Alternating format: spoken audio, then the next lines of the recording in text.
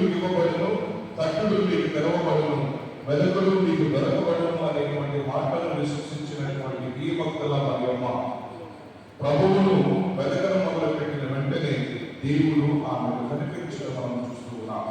చూడండి ఎంతటి అదృష్టమో ఆ యొక్క భక్తుల మరియమ్మ పొందుకున్నది. మరి మనం కూడా మన జీవితాలలో దేవుని వెతకడానికి, దేవుడితో కలిసి మనందరం కూడా జీవించడానికి మన జీవిత పయనం ఎలా ఉన్నది అనేటువంటి దానికి మనందరం కూడా ఆలోచన చేయాలి. దేవుడు దొరికినటువంటి ప్రతి ఒక్కరికి దొరికేటువంటి దేవుడు, అడిగినటువంటి ప్రతి ఒక్కరికి అవసరాలు తీర్చేటువంటి దేవుడు.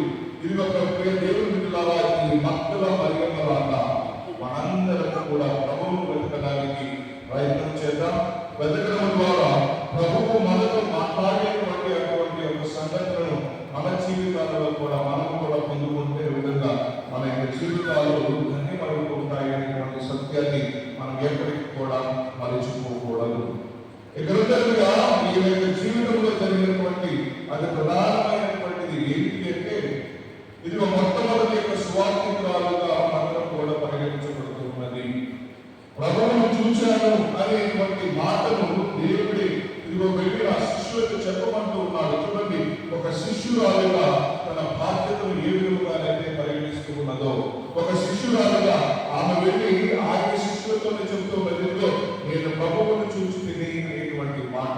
చూడండి, ప్రభువుని నమ్ముకొని ఆయన కోసం వెతికేటువంటి బిడ్డలందరూ కూడా ఆయన శిష్యులుగా, ఆయన శిష్యురాలుగా మారేటువంటి అదృష్టము మనందరికీ కూడా ఉంటున్నది.